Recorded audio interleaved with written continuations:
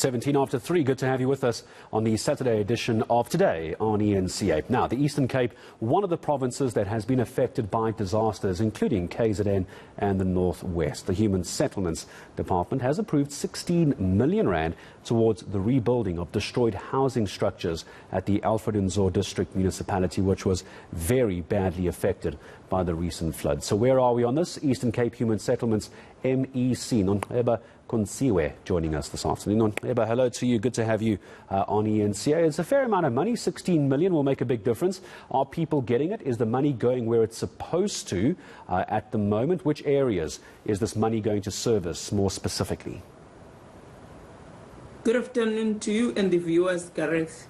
The 16 million that has been provided for the Eastern Cape by the National Department of Human Settlement is going to go to Alfred Nzo District Municipality. The Deputy Minister for Human Settlement has pronounced in the handing overs that we had recently that they are allocating 16 million to that district municipality, Alfred Nzo. But part of that is going to be paid next week, 8 million. Then they must account for that 8 million, then the rest will follow thereafter. It's only specific for those that have been affected by the disasters of December and the recent one in March 2022. Thank you. And so when we look at the priorities of how the funds are going to be distributed for the groups in the area that you're talking about, who is going to be helped first? How was that decided?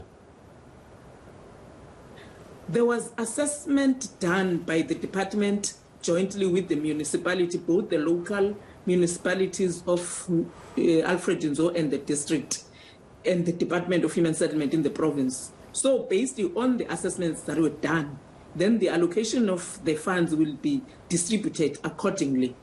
Then those that have dire situation or are worse affected will be first prioritized.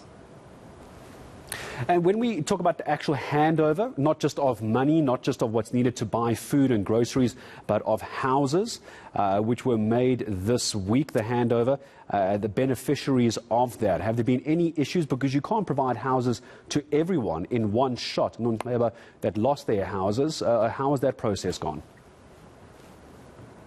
The actual handing overs of the permanent structures goes to those that have been assessed and found that they do qualify, meaning that they do meet the requirements, that they are in dire situation and dire need of the houses. So based on that, the department is committed to prioritize the elderly.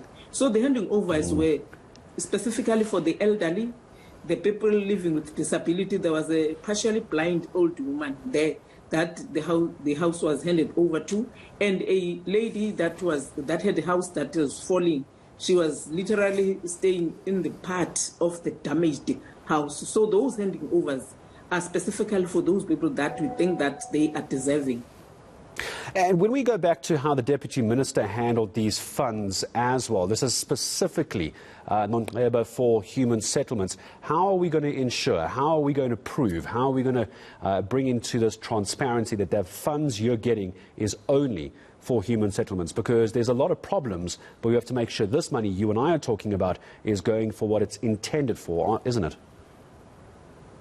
There is a team from the National Department of Human Settlement and the Provincial Department of Human Settlement working with the leadership of the municipality to ensure that the money allocated for these houses is going to be distributed only specifically for those houses, not for anything else. We have put it very clear to the leadership. The mayor was there of the district and the local municipalities there, that the monies are going to be allocated only for those specific reasons.